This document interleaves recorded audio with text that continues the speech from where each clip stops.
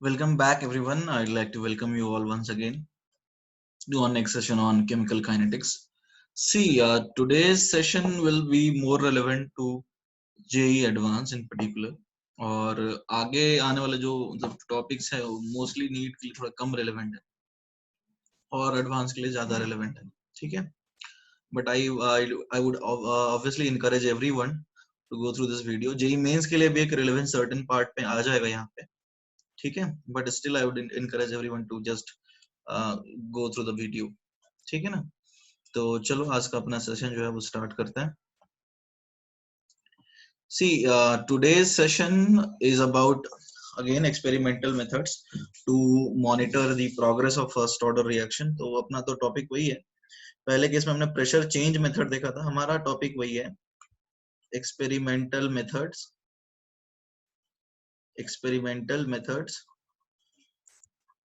to monitor progress of first order reaction, right? Experimental methods to monitor progress of first order reaction. तो इसमें बहुत सारे methods हैं जो हम लोग एक एक करके देख रहे थे. लास्ट सेशन में हमने क्या किया था, हमने देखा था प्रेशर चेंज मेथड. ठीक है, अब सी ज्यादातर केसेस में ये वाले जो रिएक्शंस हैं these are mostly first order. First order के बारे में ही पढ़ने वाले हैं. जो पहला है उसमें देखो, इसमें दो मेथड्स हैं जो हमें करने हैं.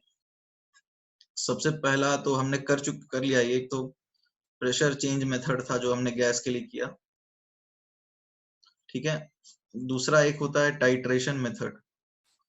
टाइट्रेशन में दो तरह के आ जाते हैं. एक तो रेडॉक्स टाइट्रेशन मेथड होता है और एक होता है एसिड बेस टाइट्रेशन मेथड. और एक और केस बन जाता है that is called optical rotation method. Optical rotation method उसके लिए एप्लीकेबल होगा जहां पे ऑप्टिकली एक्टिव सब्सटेंसेस होंगे, है ना. तो अपन ये लास्ट क्लास में कर चुके हैं और ये दोनों हमें अभी करने हैं. ठीक है, तो प्रेशर चेंज मेथड हमने लास्ट क्लास में देखा हुआ है और अभी टाइट्रेशन मेथड और ऑप्टिकल रोटेशन मेथड जो है हमने नहीं किया था. सो आज वाले सेशन में हम उसको देखते हैं. तो I hope you guys are ready. ठीक है ना, कॉन्फिडेंस हाई है आप लोगों का, बोर नहीं हो रहे हो, घर पे बैठ के पढ़ाई कर रहे हो, प्रोडक्टिव तरीके से इस्तेमाल कर रहे हो. तो चलो अपन स्टार्ट कर लेते हैं. पहला जो है वो है redox titration method. Redox titration ये एक मेथड है जिससे हम प्रोग्रेस मेजर करते हैं. देखो, इसमें एक अजम्पशन लगाते हैं. क्या अजम्पशन लगाते हैं?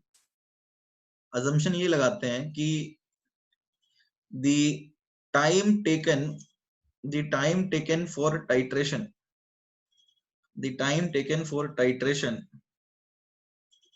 is negligible as compared the time taken for titration is negligible as compared to the time taken for the first order reaction. तो जो फर्स्ट ऑर्डर रिएक्शन के लिए जो टाइम लग रहा है वो ऑब्वियसली हम थोड़ा ज्यादा बताएंगे और जो टाइट्रेशन मेथड में टाइम लग रहा है हम उसको क्या करेंगे, उसको हम कम बताएंगे, राइट. तो ठीक है ना, तो ये अपना एक असम्पशन होता है. अब इसमें हम करने क्या वाले हैं, जैसे एक सिंपल सा एग्जांपल ले लेते हैं. H2O2 डिकम्पोज हो रहा है H2O प्लस हाफ O2 इस तरह से, और हम लोग इस तरह एक फनल ले लेंगे जिसमें H2O2 का अपना सोल्यूशन है और ऊपर से हम कोई भी स्टैंडर्ड ऑक्सीडाइजिंग एजेंट जो कि बेसिकली KMnO4 टाइप ले सकते हैं, जो कि एक सेल्फ इंडिकेटर की तरह काम कर सकता है. ठीक है, अब हम लोग क्या करने वाले हैं, अलग अलग पॉइंट पे टाइट्रेशन करने वाले हैं. जैसे initially T is equal to 0, इसका कॉन्सेंट्रेशन A0 था, ये कुछ नहीं. T is equal to T1 पे A0 माइनस x है, ये x है, ये x/2 है. और T is equal to infinity पे ये 0 हो जाएगा, ये A0 और ये A0/2. ठीक है, नॉर्मली ये दो डेटा आपको दिया रहेगा. ठीक है ना, तो अब क्या होगा, ये अलग टाइट्रेशन है, this is one titration and this is another titration, second बोल सकते हैं इसको. मतलब जैसे क्या होगा, अभी इनिशियली टाइट्रेशन कर दिया. ठीक है, एक पहला मेथड में मतलब बोल सकते हैं कि लेट्स से तुमने H2O2 लिया. ठीक है ना, उसको डिकम्पोजिशन होने ही नहीं दिया और टाइट्रेशन तुरंत कर दिया, मतलब H2O2 सोल्यूशन में डाला, टाइट्रेशन खत्म। टाइट्रेशन का टाइम हम मान रहे हैं बहुत कम है और रिएक्शन में टाइम ज्यादा लगेगा। दूसरे 10 सेकंड लेट से 10 मिनट बाद किया टाइट्रेशन तो वो दूसरा टाइट्रेशन है। और मान लो हाफ लाइफ लेट से आधा घंटा है, 10 दिन बाद किया तो वो इनफाइनाइट टाइम पे टाइट्रेशन है। तो इस तरह से 3 अपन अलग अलग टाइट्रेशन करेंगे। यहाँ पे अपन ये दोनों वैल्यूज के बेसिस पे चलेंगे, मतलब दीज आर 3 डिफरेंट टाइट्रेशंस और इनमें समय काफी कम लग रहा है, ठीक है ना। और मेन जो टाइम लग रहा है वो रिएक्शन होने में लग रहा है, और टाइम टेकन जो टाइट्रेशन में है उसको हम अप्रोक्सीमेटली नेग्लिजिबल मानने वाले हैं। कोई दिक्कत वाली बात यहाँ पे नहीं है। देखो बेसिक तरीका क्या है कि हमने ये माना है कि टाइट्रेशन में समय काफी कम लग रहा है, और जो फर्स्ट ऑर्डर रिएक्शन है जिसमें डिकम्पोजिशन हो रहा है उसमें ज्यादा टाइम लग रहा है। और इनफाइनाइट टाइम का मतलब क्या होता है यहाँ पे, जैसे मान लो एक रिएक्शन की हाफ लाइफ आधा घंटा है, तो 10 दिन बाद करोगे तो इनफाइनाइट टाइम है, 10 दिन बाद, 100 दिन बाद, 50 दिन बाद करोगे तो इनफाइनाइट टाइम ही होगा। अब अपने पास ये रिएक्शन थी जिसको हम अलग अलग टाइट्रेशन में करने वाले थे, ठीक है। तो देखो टाइट्रेशन जो करेंगे t इज इक्वल टू 0 पे हम लिख सकते हैं a नॉट, ये कुछ नहीं, t is equal to t1 पे a नॉट माइनस एक्स, ये x और x/2। तुम्हें दो टाइम पे, ये पहला टाइट्रेशन है t1, इसको बोल देते हैं दूसरा टाइट्रेशन। इन दोनों टाइट्रेशन का एक दूसरे से कोई रिलेशन नहीं है। t1 is independent of t2, अलग अलग टाइम इंटरवल पे अलग अलग टाइट्रेशंस किए हुए हैं। t1 मान लो जैसे ही तुमने H2O2 बोतल में डाला कॉनिकल फ्लास्क में, तुरंत टाइट्रेशन लेकर के रीडिंग ले ली। और T2 एक अनदर टाइट्रेशन है जो कि लेट से 10 मिनट, 15 मिनट, 20 मिनट के बाद तुमने वो टाइट्रेशन जो है वो किया है। I hope this thing is clear to all of you, because देखो बेसिक असम्पशंस में बार बार समझा रहा हूँ क्योंकि इसमें बच्चों को कंफ्यूजन रहता है। पहला के टाइट्रेशन में समय काफी कम लग रहा है, हम उसको एक नेग्लिजिबल मान रहे हैं, ठीक है। एक असम्पशन है इस मेथड का, क्योंकि एक्सपेरिमेंटल मेथड है तो ये असम्पशन हमें मानने पड़ते हैं, वैलिड है, ठीक है। दूसरा कि ये दोनों टाइट्रेशन अलग अलग है। अब जब तुम इसका टाइट्रेशन करवा रहे हो, तुम टाइट्रेशन करवा रहे हो किसके अगेंस्ट करवा रहे हो, तुमने H2O2 लिया और तुमने इसको टाइट्रेट करवाया अगेंस्ट KMnO4, राइट। तो KMnO4 क्या करता है, ये H2O2 के साथ रिएक्ट करेगा, और N फैक्टर तो किसी की भी चेंज नहीं होने वाली है। तो यदि V नॉट T1 टाइट्रेशन में यूज हुआ, यानी volume of KMnO4 at t is equal to 0 पे, या डिफाइन है, ठीक है। तो this will be proportional to A naught, ये तो सब समझ रहे हैं। N फैक्टर्स कैंसिल हो जाएंगे बिकॉज वो सेम है सब कुछ, तो हमें इसकी भी जरूरत नहीं पड़ेगी यहाँ पे, है ना। और यदि हम V1 बता देते हैं जो कि T2 टाइट्रेशन में लगा है, so this is volume of, because देखो V1 में ये A नॉट रिएक्ट करेगा और V2 में ये, या बोल सकते हो V नॉट और V1 में बोल सकते हो T2, पहले टाइट्रेशन में A नॉट रिएक्ट करेगा KMnO4 के साथ, और दूसरे वाले में क्या रिएक्ट करेगा, A नॉट माइनस एक्स। तो उस केस में N1 V1 N2 V2 करोगे और सब कुछ वॉल्यूम पता है तो तुम्हें जो कॉन्सेंट्रेशन मिलेगी उसकी बात कर रहे हैं। तो यदि पहले वाले में V नॉट यानी volume of KMnO4 T is equal to 0 पे प्रोपोर्शनल है A नॉट के, और T is equal to T1 पे जो कि V1 बोल रहे हैं volume of KMnO4 at T is equal to T1, ये प्रोपोर्शनल होगा A नॉट माइनस एक्स के, क्योंकि KMnO4 जो है वो H2O2 के साथ ही रिएक्ट करेगा। तो यहाँ पे हम क्या लिख सकते हैं, rate constant K is equal to 1/T1 log E V naught upon VT। तो क्यों, क्योंकि हम डायरेक्टली यहाँ जानते हैं कि हमें तो रिलेशन यही चाहिए होता है, ये वाली वैल्यू चाहिए होती है। तो हमें यदि प्रोपोर्शनल वैल्यूज भी मिल रही हैं तो कोई दिक्कत वाली बात नहीं है। तो ये तो बड़ा बेसिक हो गया जिसमें हम रेडॉक्स टाइट्रेशन मेथड के थ्रू कर सकते हैं, ठीक है ना। आई होप आपको ये बात समझ में आई होगी। अब देखो हम करने वाले हैं acid base titrations. Acid base titrations के अंदर देखो जो सबसे कॉमन होता है वो होता है स्यूडो फर्स्ट ऑर्डर रिएक्शन, जिसमें एक कॉमन एग्जांपल है hydrolysis of ester. Hydrolysis of ester, देखो हाइड्रोलिसिस ऑफ एस्टर क्या है, मान लो तुम्हारे पास लेट से है RCOO R डैश, इसका तुमने टाइट्रेशन करवाया है, मतलब रिएक्शन करवाया है H+ की प्रेजेंस में, तुम्हें मिल जाएगा RCOOH plus R dash OH। अब देखो क्या है, T इज इक्वल टू 0 पे ये A नॉट है, इसके तो एक्टिव नहीं है, ये स्यूडो फर्स्ट ऑर्डर रिएक्शन होता है। हम लोग जानते हैं कि रेट को approximately K dash into concentration of ester लिख सकते हैं। हमने पढ़ा था सीयूडो फर्स्ट ऑर्डर होता है, K डैश क्या आएगा, K डैश आएगा K इंटू 55.5। आई होप ये बात सारे बच्चे समझ रहे हैं। अब देखो क्या है, ये 0 0 t is equal to T1 पे A not minus x x x, t is equal to T2 पे ये खत्म, ये A नॉट और ये A नॉट। तो अपन 3 टाइट्रेशन करने वाले हैं, T1 T2 T3। मतलब ये तीनों अलग अलग टाइट्रेशंस हैं। नीचे तुमने एस्टर की हाइड्रोलिसिस वाली रिएक्शन रख रखी है, तुमने एस्टर डाल रखा है प्लस पानी प्लस H प्लस में, और तुम ऊपर से कोई NaOH टाइप के स्टैंडर्ड सॉल्यूशन से टाइट्रेशन करवा रहे हो। अब देखो समझने वाली बात क्या है, यहाँ पर यदि तुम NaOH के साथ करवा रहे हो तो NaOH के साथ रिएक्ट करेगा कौन, एक तो कार्बोक्सिलिक एसिड और दूसरा ये जो कैटलिस्ट है ये। तो NaOH के साथ रिएक्ट, बाकी सारे जो है ऑलमोस्ट एसिडिक नहीं है, न्यूट्रल ही है, पानी उनसे ज्यादा एसिडिक है, जैसे अल्कोहल हो जाएगा। तो उस केस में जो NaOH के साथ रिएक्ट करने वाली चीजें हैं वो है R डैश, मतलब RCOH कार्बोक्सिलिक एसिड, और दूसरा जो हम कैटलिस्ट के फॉर्म में H प्लस डालने वाले हैं। तो आई होप बच्चों आपको ये बात समझ में बिल्कुल अच्छे से आ रही है कि NaOH के साथ रिएक्ट करने वाली दो चीजें हैं, एक H प्लस और एक है कार्बोक्सिलिक एसिड, और ये तीनों टाइट्रेशंस अलग अलग हैं। जैसे एक इनिशियली एस्टर डाला था, हाइड्रोलिसिस स्टार्ट करते ही डाल दिया मतलब NaOH, उस पॉइंट पे लिया, फिर एक सर्टेन 10 सेकंड के बाद लिया, और मान लो कुछ 10 दिन के बाद लिया। तो 3 अलग अलग टाइट्रेशंस है, इनका एक दूसरे से संबंध कुछ भी नहीं है। दूसरा, टाइम जो टाइट्रेशन में लग रहा है वो बहुत कम है, और उस रिएक्शन के होने का जो समय है उसके कंपैरिजन में वो नेग्लिजिबल है। वही असम्पशन जो हमने पिछली बार पढ़ा हुआ था। अब देखो क्या करना है अपने को, आई होप आपको ये बेसिक चीजें समझ में आ गई होंगी। अब देखो अपने को करना क्या है, RCOOR dash plus H2O in the presence of H plus बना रहा है RCOOH plus R dash OH। ये A नॉट है, T is equal to T1 या T नॉट मान लेते हैं, T is equal to T1 पे A not minus x, T is equal to T infinity,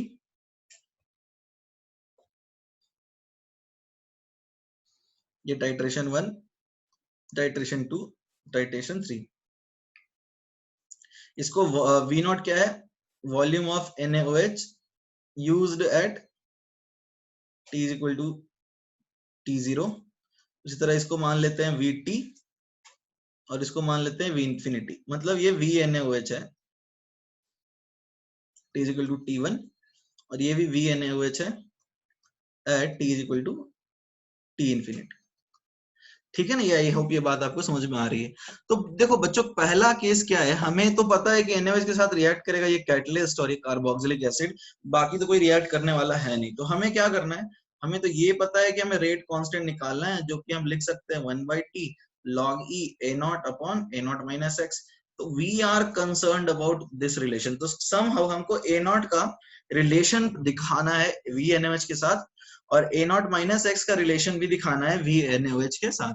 तो अपना बेसिक पर्पस आई होप सबको क्लियर है कि हमें करना क्या है, हमें A नॉट का रिलेशन दिखाना है V नॉट के साथ, और हमें A नॉट माइनस एक्स का रिलेशन भी इन वैल्यूज के साथ ही दिखाना है।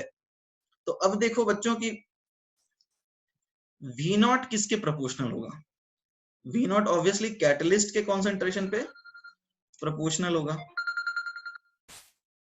ठीक है ना। तो इस तरह से हम कर सकते हैं। तो ठीक है बच्चों, आ जाते हैं अपना, जैसे बेसिकली था क्या, RCOOR डैश प्लस H2O जो है वो H प्लस की प्रेजेंस में RCOOH plus R dash OH बना रहा था। ये अपन T इज इक्वल टू 0 पे A naught 0 0, T is equal to T1 पे A not minus x x x, और T is equal to infinite पे ये इस तरह से। तो पहले तो इसको हम V1 V नॉट बता रहे थे, इसको VT बता रहे थे, और यहाँ V इंफिनिटी बता रहे थे। ये वॉल्यूम किसके हैं, ये वॉल्यूम है NaOH के used at different time intervals, और हमें ये पता है कि NaOH के साथ रिएक्ट जो करने वाला है वो कार्बोक्सिलिक एसिड और कैटलिस्ट रिएक्ट करेगा। तो पहले बताओ, जब T इज इक्वल टू 0 पे हमने रिएक्शन करवाया, टाइट्रेशन करवाया NaOH का, ये सोल्यूशन है, और इसका टाइट्रेशन हम करवा रहे हैं इसके साथ NaOH के साथ। तो अब ये जो वॉल्यूम एन एच का होगा यूज, वो किसके प्रोपोर्शनल होगा? ये जो वॉल्यूम एन एच का यूज होगा वो किसके प्रोपोर्शनल होगा? वो obviously V naught will be proportional to volume of catalyst, जो कि एसिड के फॉर्म में यूज होगा। दूसरा सोचो, जब तुम V is equal to T पे करोगे तो VT किसके प्रोपोर्शनल होगा बताओ? VT will be proportional to X plus catalyst. ये बात समझ में आ ही रही होगी। तो अब VT will be proportional to X plus V naught. तो X किस, देखो बिकॉज T टाइम पे तुम्हारे पास एसिड तो था ही और साथ में कार्बोक्सिलिक एसिड भी बन गया, ठीक है।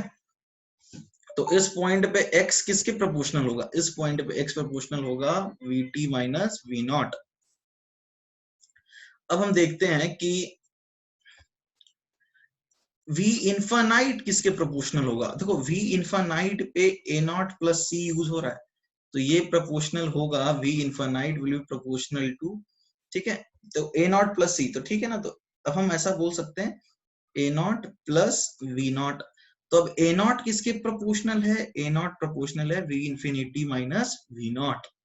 तो अब जरा देख लेते हैं कि A नॉट माइनस एक्स जो चाहिए, देखो हमें A नॉट की रिलेशन तो मिल गई, हमें जो A नॉट माइनस एक्स चाहिए, A नॉट माइनस एक्स, वो किसके प्रोपोर्शनल होता है, ये हमें देखना है, ठीक है। तो A नॉट माइनस एक्स देखो कैसे होगा, A नॉट प्रोपोर्शनल है V infinity minus V naught, और x किसके प्रोपोर्शनल है? VT minus V naught. तो अब ये VT कट जाएगा V नॉट, तो A not minus x proportional है V इंफिनिटी माइनस VT, ये किसके प्रोपोर्शनल है? V infinity minus VT। और यहाँ पे A नॉट किसके प्रोपोर्शनल है? V infinity minus V naught. तो हमें क्या चाहिए थे? हमें इन दोनों के प्रोपोर्शनल रिलेशन चाहिए थे वॉल्यूम ऑफ NaOH के साथ, जो कि हमें मिल गए। तो हम लिख सकते हैं क्या? Rate constant K is equal to 1/T log A naught upon A not minus x, यानी कि 1/T, या T1 लिख सकते हो, हमने T1 लिया था, तुम T भी लिख सकते हो क्योंकि हमने T शायद अज्यूम किया था। ये V infinity upon minus V naught और divided by V infinity minus VT, ये फाइनल अपना रेट कांस्टेंट जो है वो आ जाएगा। अब देखो हम लोग इसके ऊपर क्वेश्चंस करने वाले हैं, मतलब देखो जरूरी नहीं है कि तुम्हारे पास कोई जो सिंपलेस्ट दिया होता है, जो एग्जांपल्स कॉमन होता है, हर जगह मिलता है, वो है ये, ठीक है। हम इसके ऊपर बहुत सारे क्वेश्चंस कर सकते हैं, जैसे कुछ कॉमन क्वेश्चंस जो बड़े इजीली अवेलेबल होते हैं वो इस तरह से हैं। कुछ बोल रहा है कि एट 50% एस्टर हाइड्रोलिसिस, क्वेश्चन है एट 50% एस्टर हाइड्रोलिसिस, ठीक है ना। 50% एस्टर हाइड्रोलिसिस में कि what is the relation, what is the relation between VT, V not and V infinity. तो देखो बहुत आसान है, 50% न्यूट्रलाइजेशन का मतलब क्या है? जैसे RCOO R डैश था, जो कि वाटर और H प्लस की प्रेजेंस में RCOOH plus R dash OH बना रहा था। आई होप ये बात सबको समझ में आ रही है, राइट। तो अब देखो क्या है, ये यदि A नॉट है, A not minus x, x x, ठीक है ना। तो अब मतलब क्या, 50% मतलब A नॉट जो है it is 2 times A not minus x. I hope ये बात समझ में आ रहा है, क्योंकि 50% का मतलब जो इनिशियल था उसका अब आधा हो गया ना, तो A नॉट जो इनिशियल होगा इसका 2 टाइम्स होगा। कोई दिक्कत है? आई होप यह बात आपको समझ में आ रही है। तो हम ऐसा लिख सकते हैं V infinity minus V naught, जो A नॉट की प्रोपोर्शनल है, is 2 times V infinity minus VT। तो अपने को रिलेशन क्या मिलेगा? V infinity minus V naught is 2V infinity minus 2VT। तो ये क्या मिला? 2VT minus V naught is equal to V infinity. ये अपने को एक रिलेशन मिल गया। आई होप आपको ये बात समझ में आई होगी। 50% का मतलब वही है, जो इनिशियल था अब उसका आधा है, ठीक है ना। तो ये इनिशियल था और ये वैल्यू इसकी आधी होगी, इसका मतलब है 50%, और क्या। इसमें हम लोग कुछ बेसिक मॉडिफिकेशंस करेंगे, कुछ अच्छे क्वेश्चंस करेंगे उसके ऊपर, ठीक है। अब देखो जो नेक्स्ट क्वेश्चन है वो बड़ा आसान है। वो बोल रहा है क्या कि इफ नो कैटलिस्ट मतलब acid H plus is used, then calculate the expression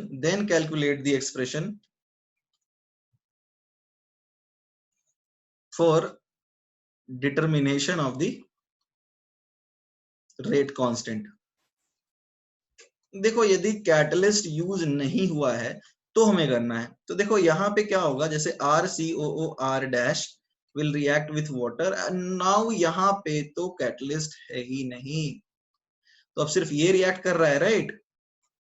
तो अब ये A0 0 0, यहाँ पे V0, A0 minus x x x, यहाँ पे VT, और ये A0 A0। देखो ये तो रिएक्ट कर नहीं रहा है, तो इस वैल्यू की हमें कोई जरूरत है नहीं, V इंफिनिटी, तो हमें तो A0 चाहिए, ठीक है ना। तो यहाँ पे A0 ही चाहिए हमें। तो अब देखो यहाँ पे V infinity is proportional to A0, ठीक है। अब यहाँ पे VT is proportional to X, कोई दिक्कत है? तो अब A0 माइनस एक्स किसके प्रोपोर्शनल होगा बताओ? V infinity minus VT। तो हमें रिलेशन सीधा सा क्या मिल जाएगा, A0 और A0 माइनस एक्स के टर्म्स में चाहिए हमें। तो A0 is proportional to V infinity and A0 minus x जो है it is proportional to V infinity minus VT। और अपने को तो यही दो चीजें चाहिए होती हैं, तो K क्या आएगा, 1/T log E V infinity upon V infinity minus VT। I hope आपको ये बात समझ में आ गई होगी। हम थोड़ा अलग टाइप के क्वेश्चंस करते हैं। जैसे मान लो क्वेश्चन है, A रिएक्ट कर रहा है D कैटलिस्ट के प्रेजेंस में और बना रहा है B और C, ठीक है। और कैटलिस्ट जो है, अब देखते हैं क्या दिया है हमें डेटा, टाइम दिया है, दूसरा वॉल्यूम जो है लेट से रिएजेंट का दिया हुआ है। तो टाइम 0 पे जो वॉल्यूम दिया है वो दिया है V1, T पे दिया है लेट से T1 पे दिया है V2 और इनफाइनाइट पे दिया है V3, ठीक है। तो 0 पे V1, T1 पे V2 और इनफाइनाइट पे V3। तो हमें क्या करना है, फिर से रिएक्ट करना, एक्सप्रेशन निकालना है। और यहाँ पर लिखा है कि reagent reacts will react with, the reagent will react with D B C। तो अपने को वही करना है, यानी इनिशियली हमारे पास कैटलिस्ट होगा A और D, फिर धीरे धीरे बनते जाएंगे प्रोडक्ट्स, और यहाँ पे रिएजेंट हम यूज कर रहे हैं। तो चलो ठीक है, आई होप आपको ये बात समझ में आ रही होगी, ठीक है। तो लेट से T इज इक्वल टू 0 पे A0 कुछ नहीं, यहाँ V0 लगेगा। T is equal to T1 पे A0 minus x x x, यहाँ VT, और T is equal to T infinity पे ये A0 और ये V इंफिनिटी। तो अब हम समझने की कोशिश करते हैं कि जो यहाँ पे V0 है वो यहाँ पे हमें दिया है V1, ये दिया है V2 और ये दिया है हमें V3। तो देखो V1 जो है it is proportional to concentration of D, और V3 जो है it is proportional to 2A0, because ये इस बार D B और C तीनों के साथ रिएक्ट कर रहा है, बट इनिशियली तो सिर्फ D होगा। इनफाइनाइट पे क्या होगा, D तो था ही, B और C, बिकॉज हम D तो डाल ही रहे हैं ना रिएजेंट के फॉर्म में, कैटलिस्ट हो तो रिएक्ट करता नहीं। तो ये प्रोपोर्शनल होगा T प्लस D। तुम इसको क्या लिख सकते हैं, V3 is proportional to 2A0 plus V1, ठीक है ना। तो A0 किसके प्रोपोर्शनल होगा, V3 माइनस V1/2। सिमिलरली हम क्या लिख सकते हैं यहाँ पे, V2 किसके प्रोपोर्शनल है, ये प्रोपोर्शनल है 2x प्लस D। तो हमें क्या मिलेगा, V2 is proportional to 2x plus V1। तो x किसके प्रोपोर्शनल है, V2 माइनस V1/2। तो हमें क्या चाहिए, अब हमें चाहिए A0 माइनस एक्स। तो हमें A0 वाली रिलेशन मिल गई, हमें A0 माइनस एक्स का रिलेशन चाहिए। तो A0 माइनस एक्स किसके प्रोपोर्शनल होगा, V3 माइनस V1 सब में से V2 माइनस V1 अपॉन 2, ठीक है। ये V1 कैंसिल हो जाएगा, तो हमें क्या मिलेगा, V3 माइनस V2/2। तो ये हमें मिलेगा V3 माइनस V2/2। तो हमें A0 और A0 माइनस एक्स की रिलेशन मिल गई, हमें A0 और A0 माइनस एक्स की रिलेशन मिल गई। तो अपन यहाँ क्या लिख सकते हैं, एक छोटा सा स्पेस बना के यही लिख देते हैं, K आ जाएगा 1/T log E। देखो यहाँ 2 दोनों में किस कट जाएगा, तो A0 V3 माइनस V1 और divided by V3 minus V2, ठीक है ना। ये वाला एक्सप्रेशन A0 के प्रोपोर्शनल है और ये वाला एक्सप्रेशन A0 माइनस एक्स के प्रोपोर्शनल है। तो ये आया V3 माइनस V1 और ये आया ये 2 कैंसिल हो जाएगा और ये आएगा v3 माइनस v2। तो आई होप आपको ये बात समझ में आ रही है। तो अपन नेक्स्ट क्वेश्चन पे चलते हैं। देखो नेक्स्ट क्वेश्चन थोड़ा सा अलग है, हमारे पास है a b प्लस c, ठीक है ना, और यहाँ पे क्या दिया हुआ है, टाइम, वॉल्यूम ऑफ रिएजेंट, ठीक है। तो 0 पे v1 और t पे दिया रखा है v2, और जो रिएजेंट है रिएक्ट कर रहा है a b और c के साथ। Reagent reacts with a b and c, ये तीनों के साथ रिएक्ट करता है, ठीक है। तो a नॉट कुछ नहीं, ये v1, a not minus x, x ये v2। तो अब तो ये सबके साथ रिएक्ट करेगा, तो v1 तो हम समझ ही सकते हैं, v1 जो है यहाँ पे v1 किसके प्रोपोर्शनल होगा, a नॉट के प्रोपोर्शनल होगा, और v2 किसके प्रोपोर्शनल होगा, a नॉट माइनस एक्स के, sorry a not plus x के। तो x किसके प्रोपोर्शनल होगा, ये आप सीधा लिख सकते हैं, v2 is proportional to a not plus v1, है ना। तो a नॉट किसके प्रोपोर्शनल होगा, a नॉट प्रोपोर्शनल होगा v2 माइनस v1 के। आई होप ये बात सबको समझ में एक सेकंड, यहाँ पे थोड़ा सा मिस्टेक है, इसको सही कर लेते हैं।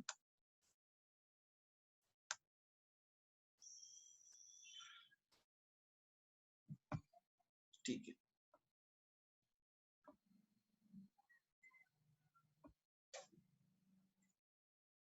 ठीक है। तो अब देखो v2 प्रोपोर्शनल है, तो ये हैगा v1 प्लस एक्स, है ना।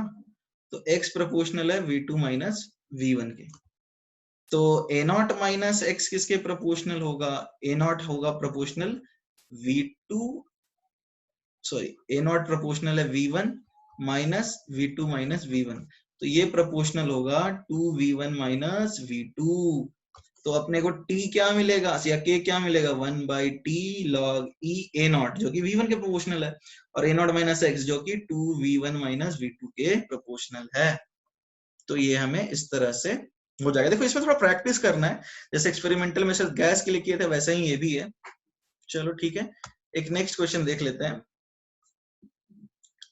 जैसे अपने पास एक रिएक्शन है A forms B plus C, ठीक है, और यहाँ पे भी वही है, टाइम T और इंफिनिटी पे वॉल्यूम ऑफ रिएजेंट दे रखा है V2 और V3, और यहाँ पर रिएजेंट जो है रिएक्ट कर रहा है, reagent react with A, B and C and have n factors in the ratio 1:2:3। तो यहाँ पे कुछ नई चीज है, अब हमें इस बार रेट कांस्टेंट निकालना है, इस बार रेट कांस्टेंट निकालना है। ये देखो a नॉट 0 0, इसके तो हमें कुछ दिया ही नहीं रेटा। अब t इज इक्वल टू 0 पे, t टाइम पे क्या आएगा, a नॉट माइनस एक्स, इसको x लिख देते हैं, ये इसका n फैक्टर 2 है तो इसको 2x लिख देते हैं, और इसको सीधा 3x लिख सकते हैं, बिकॉज इनका n फैक्टर जो है वो 2x और 3x होगा, बिकॉज 2 और 3 दिया है ना, तो सीधा n फैक्टर से इक्विवेलेंट हम इक्वेट कर सकते हैं, ठीक है ना। तो अब जैसे b का n फैक्टर 2 है, तो हमने डायरेक्टली क्या किया, हमने डायरेक्टली n फैक्टर जो है वो 2 और 3 सब्स्टिट्यूट करके रिलेशंस बना लिए। तो आई होप आपको ये बात जो है वो समझ में आ रही होगी। अब इनफाइनाइट पे क्या होगा बताओ, इनफाइनाइट पे खत्म हो जाएगा, ये 2a नॉट बनेगा, ये 3a नॉट बनेगा, बिकॉज इसका n फैक्टर 3 है और इसका 2 है। तो यहाँ पे ये जो है वो ये आ जाएगा v2 और ये आ जाएगा v3। तो अब हम देखते हैं कि v3 जो है it is proportional to 5a nought. तो हम लिख सकते हैं a nought is proportional to v3 by 5, और यहाँ पे हम लिख सकते हैं क्या कि a not minus x plus 5x is proportional to v2, यानी a not plus 5x is proportional to v2, और a नॉट प्रोपोर्शनल यानी v3 by 5 plus 4x is proportional to v2. तो 4x is proportional to v2 minus v3 by 5. तो x is proportional to 5v2 minus v3 upon 5 into 1 by 4. तो x is proportional to 5v2 minus v3 by 20। तो अब हमें a not मिल गया है, तो अब a नॉट माइनस एक्स किसके proportional, a not minus x proportional होगा v3 by 5 minus 5v2 minus v3 by 20। तो अब हमें a नॉट माइनस एक्स की रिलेशन मिल गई और a नॉट की रिलेशन मिल जाएगी, तो हम क्या लिखेंगे, अब हम सीधा लिख सकते हैं क्या, k is equal to 1 by t log e a nought by a not minus x, यानी a नॉट में ये आ जाएगा ऊपर वाला टर्म और a नॉट माइनस एक्स में ये वाला टर्म आ जाएगा।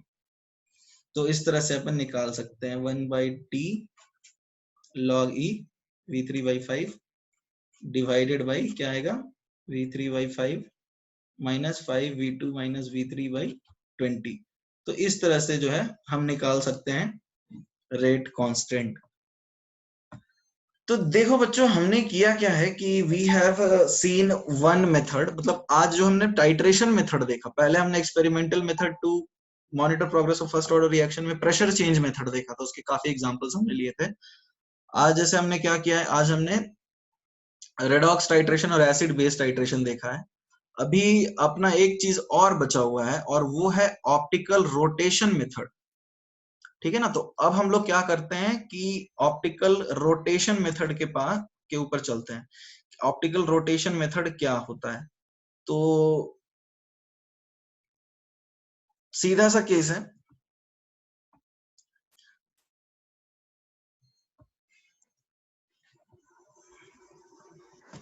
तो अब चलो हम लोग स्टार्ट कर लेते हैं कि ऑप्टिकल रोटेशन मेथड में हम कैसे सॉल्व करते हैं और क्या करते हैं। तो देखो बच्चों क्या है, लाइट जैसे ये डायग्राम आप देख पा रहे होगे, लाइट जैसे अभी सपोज ये सोर्स ऑफ लाइट है, इसको 1 लेबल किया है, वो गया 2 पे, तो ये क्या है 2 हम बोल सकते हैं एक सोर्स को प्रोजेक्ट कर रहा है, इसको बोलते हैं 3 पोलराइड है। वो क्या करेगा, दो तरह के वाइब्रेशंस होते हैं, एक ऊपर और एक इस तरह से, ठीक है ना। तो एक परपेंडिकुलर इस तरह से जो वाइब्रेशंस हो रहे हैं उनमें से कोई एक वाइब्रेशंस को वो रोक देगा और एक वाइब्रेशन पास हुआ, तो इसको बोलते हैं पोलराइड। अब इसको प्लेन पोलराइज्ड लाइट बोल सकते हैं। अब ये ऑप्टिकल सैंपल से जाएगा 5 से, तो ये थोड़ा अपने एंगल पे मुड़ जाएगा, तो इसको बोलते हैं पोलराइज्ड लाइट या फिर प्लेन पोलराइज्ड लाइट। तो यदि ये एंटी क्लॉकवाइज इसको घुमाता है, इसके जो प्लेन ऑफ पोलराइजेशन है इसको इसने एंटी क्लॉकवाइज घुमाया, तो इसको हम बोलते हैं डी, यहाँ पॉजिटिव एंगल देते हैं। और यदि नेगेटिव क्लॉकवाइज घुमाया तो हम नेगेटिव बोलते हैं। तो ऑप्टिकली एक्टिव हम किसको बोलते हैं, जैसे ये पोलराइड से पास होने के बाद, ये पोलराइड से पास होने के बाद यदि इसके प्लेन को टिल्ट करा दे एक सैंपल, तो हम इसको बोलते हैं ऑप्टिकली एक्टिव, ठीक है ना। यदि इस प्लेन को थोड़ा घुमा दे तो इसको हम क्या बोलेंगे, ऑप्टिकली एक्टिव। मतलब लाइट के प्लेन को घुमा रहा है, रोटेट कर रहा है, तो इसको हम ऑप्टिकली एक्टिव बोलते हैं।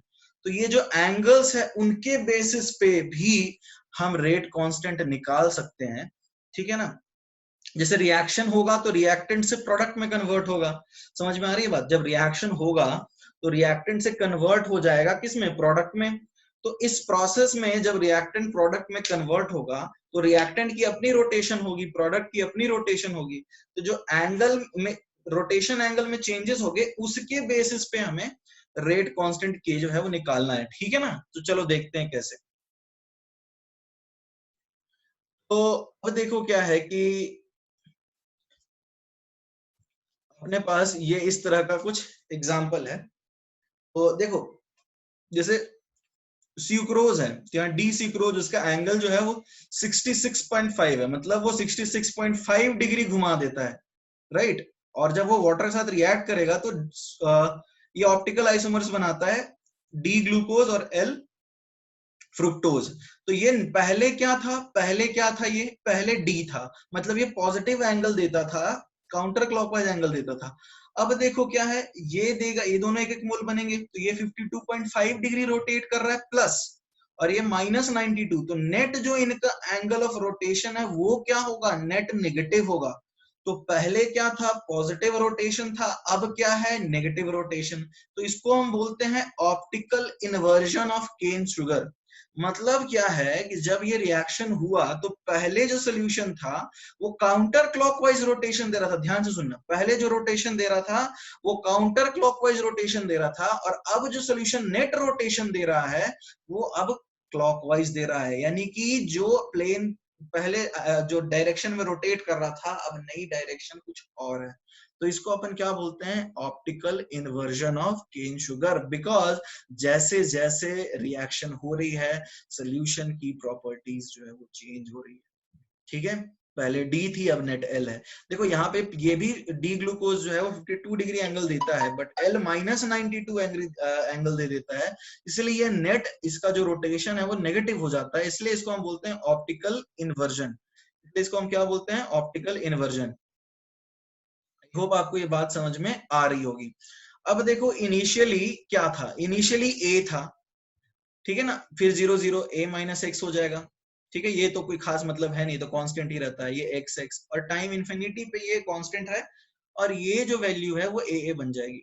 अब हम जानते हैं कि जो रोटेशन है वो कॉन्सेंट्रेशन के डायरेक्टली प्रोपोर्शनल होता है, ठीक है ना, और रेट कॉन्स्टेंट्स हम लिख सकते हैं। तो आर नॉट जो इनिशियली जब हमने किया, हम 3 अलग अलग टाइम पे रोटेशन मेजर करने वाले हैं, जैसे R1 R2 R3, 3 अलग अलग, जैसे हमने V1 V2 V3 लिया था, उसी तरह से हम 3 अलग अलग टाइम पे सोल्यूशन का नेट रोटेशन चेक करेंगे। तो जो आर नॉट है इनिशियली, वो सिर्फ और सिर्फ किसके डिपेंड कर रहा है, K1A, यहाँ पे सारे रेट कॉन्स्टेंट्स बराबर हैं क्योंकि सिर्फ और सिर्फ अपने पास रिएक्टेंट है। R1 या फिर RT जो भी बोलो, तो RT किसके प्रोपोर्शनल होगा, K1A minus x plus K2X plus K2X, क्योंकि देख लो ये दोनों एक्सेस बन रहा है, तो यहाँ K तो सेम है, तो हमें क्या मिलेगा, KA plus KX। Infinite time पे R इंफिनिटी किसके प्रोपोर्शनल होगा, K2A प्लस K2A, तो हमें क्या मिल जाएगा, 2KA। अब देखो हमें क्या चाहिए होता है, हम शुरू से अब तक क्या पढ़ते आ रहे हैं, हमें चाहिए A upon A minus x, right, A upon A minus x. तो तुम यदि देखो कि R not minus R infinity करो या फिर R infinity minus R not करो, ठीक है ना, तुम इसका स्क्रीनशॉट ले सकते हो, ठीक है ना, इस पेज इस वीडियो के लेक्चर का स्क्रीनशॉट लेना है, तुम्हारे पास आ जाएगा। तो ये R not minus R infinity क्या आएगा, ये आ जाएगा A के प्रोपोर्शनल या फिर R infinity minus R not, और A माइनस एक्स किसके प्रोपोर्शनल होगा, R T minus R infinity या फिर R infinity minus R T। तो हमें तो बच्चों यही चाहिए होता है ना, हमें बेसिकली यही चीजें चाहिए होती हैं, तो अपने पास रेट कांस्टेंट K क्या आ जाएगा, 2.303 अपॉन मतलब into log R not minus R infinity divided by R T minus R infinity, या फिर ऐसा भी उल्टा लिख सकते हैं, माइनस लगा के ऊपर नीचे मल्टीप्लाई कर देंगे, R infinity minus R not, ठीक है, divide by R infinity minus R T। ठीक है बच्चों, तो अब देखो हम लोग करने क्या वाले हैं, इसके ऊपर बेसिक क्वेश्चंस करने वाले हैं।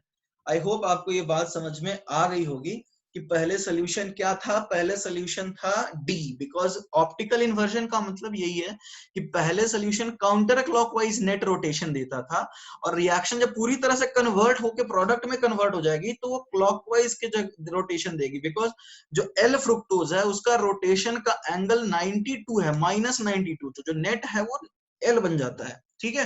तो अब इसको हम ऑप्टिकल इन्वर्जन बोलते हैं, और इस प्रोसेस में जैसे जैसे रिएक्शन होगी वो एंगल जो है वो चेंज होता जाएगा। तो इस पे अपन कुछ बेसिक क्वेश्चन कर लेते हैं, जैसे पहला क्वेश्चन यही है कि eight 50% inversion of sugar, at 50% sugar inversion, evaluate a relationship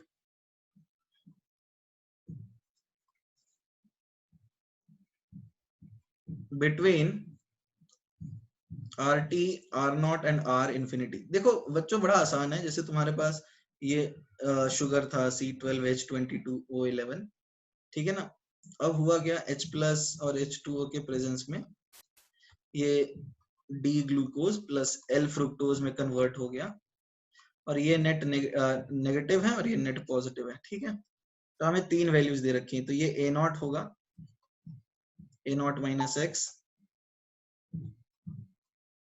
और ये फाइनली A नॉट और A नॉट में कन्वर्ट होने वाला है, ये R नॉट है, ये RT है, और ये है R इंफिनिटी, ठीक है ना। तो अपन ये बात तो समझ ही पा रहे होंगे। तो जब 50% शुगर का इन्वर्जन होगा, 50% इन्वर्जन होगा, तो हम ये समझ सकते हैं कि A नॉट जो होगा it will be let's say 2 times A not minus x, ठीक है ना, क्योंकि ये वैल्यू जब आधा होगा तो ये A नॉट माइनस एक्स इसका इनिशियल का डबल होगा, मतलब ये मान लो इनिशियली ए नॉट था, तो इस पॉइंट पे ए नॉट माइनस एक्स हाफ होना चाहिए ना ए नॉट के, तो ऐसे भी लिख सकते हैं A naught minus x by 2 is A naught. तो ये फिर ये रिलेशन बन जाएगा। ए नॉट किसके प्रोपोर्शनल है, R infinity minus are naught, और ये प्रोपोर्शनल है R infinity minus are T के। तो ये अपना एक रिलेशन क्या बनेगा, R infinity minus are naught equal to 2 R infinity minus 2 R T. ये मिल जाएगा 2 R T minus are not is equal to r infinity. तो ये अपना एक रिलेशन बन गया। ठीक है बच्चों, आई होप आपको समझ में आया होगा। तो एक एग्जांपल अपन और ले लेते हैं, ठीक है ना। तो अब जैसे कि हाइड्रोलिसिस ही हो रहा है और टाइम, अलग अलग टाइम इंटरवल पे अलग अलग रोटेशंस की वैल्यू दी हुई है। ये 84 मिनट है और ये इनफाइनाइट टाइम है, और ये रोटेशन एंगल है डिग्री में, इन डिग्री। ठीक है, अब ये 50 है, ये 20 है, और ये है -10। तो पूछा यहाँ पे वैल्यूज पूछा ये गया है कि when will the mixture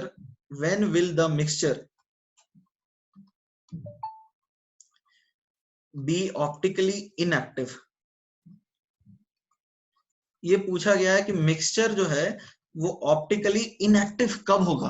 तो देखो, जब बच्चों सीधा सा अपना एक फॉर्मूला है k is equal to 1/t log e r infinity minus are nought upon r infinity minus are t लिख सकते हैं, या फिर 1/t log e r nought minus r infinity upon r nought sorry upon r T minus r infinity. ये दोनों से कोई भी यूज कर सकते हैं।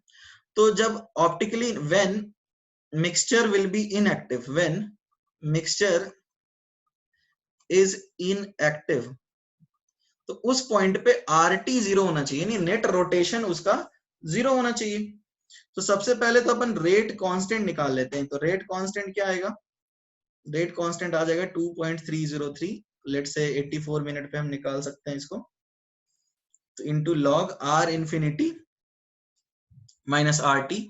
तो R infinity minus are T क्या आएगा, R infinity minus are naught. तो ये R infinity minus are naught आ जाएगा -10 -50, और R infinity minus are T ये आ जाएगा।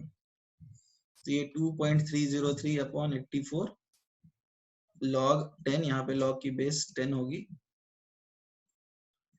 ये आ जाएगा 60/30, है ना। तो ये आ जाएगा log 2। तो ये वैल्यू यदि हम सॉल्व करते हैं 2.303 इंटू 0.3 अपॉन 84, है ना, तो ये आएगी 8.252 इंटू 10 की पावर -3। अब देखो बच्चों, हमें करना क्या है, हमें एक पर्टिकुलर टाइम दिया हुआ है, तो उस पॉइंट पे हम करेंगे क्या, हमें k दिया है तो हम लिख देंगे 8.252 इंटू 10 की power 3 -3 is equal to 1/t into 2.303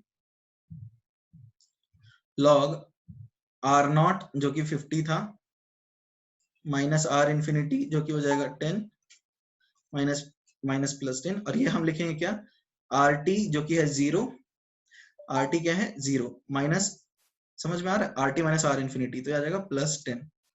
तो उल्टा भी कर सकते हो, ये वाली रिलेशन भी यूज कर सकते हो, ठीक है ना। तो अब इस पॉइंट में अपने को क्या मिल जाएगा, 8.252 इंटू 10 की power -3 is equal to 2.303 upon t into log 6 की बेस 10। ठीक है, तो अब इससे अपन टी निकाल सकते हैं। तो आई होप बच्चों आपको ये समझ में आया होगा कि जो एक्सपेरिमेंटल मेथड्स हैं रिएक्शन की प्रोग्रेस को मॉनिटर करने के लिए, वो फर्स्ट ऑर्डर में हम लोग कैसे यूज करते हैं। बेसिकली स्टोइचियोमेट्री टाइप का रिलेशन है, और इसमें 3 तरह के केसेस बनते हैं। एक तो प्रेशर चेंज मेथड जो हमने लास्ट लेक्चर में देखा था, दूसरा टाइट्रेशन मेथड जिसमें एक रेडॉक्स टाइट्रेशन है, और दूसरा एसिड बेस टाइट्रेशन है, और लास्ट वाला पार्ट जो है ऑप्टिकल रोटेशन है। तो ये जो अपना टॉपिक है experimental methods to measure monitor progress of first order reaction, ये खत्म हो गया। अब हमारे पास बचा क्या क्या है वो मैं आपको बता देता हूँ। देखो, हमारे टॉपिक्स जो बचे हैं वो हैं स्पेशल फर्स्ट ऑर्डर रिएक्शन, ये भी एडवांस के लिए ज्यादा रिलेवेंट है, और वो उसमें आ जाएगा parallel first order reaction, first order reversible reaction, sequential reaction, ठीक है, और उसके बाद effect of temperature and catalyst on rate of reaction है। ये तो इतने अपने टॉपिक हैं, एक तो स्पेशल फर्स्ट ऑर्डर रिएक्शन और दूसरा effect of temperature and catalyst on rate of reaction. Special first order reactions जो एडवांस के लिए रेलेवेंट हो जाएंगे और जो इफेक्ट ऑफ टेम्परेचर वो सारे एग्जाम्स के लिए रेलेवेंट है। आप चाहो तो खुद से पढ़ सकते हो। स्पेशल फर्स्ट ऑर्डर रिएक्शन में हम लोग नेक्स्ट लेक्चर में जो देखने वाले हैं वो है parallel first order reaction, first order reversible reaction और सीक्वेंशियल रिएक्शन। ठीक है, तो आज के लेक्चर को यहीं पे वाइंड अप करते हैं।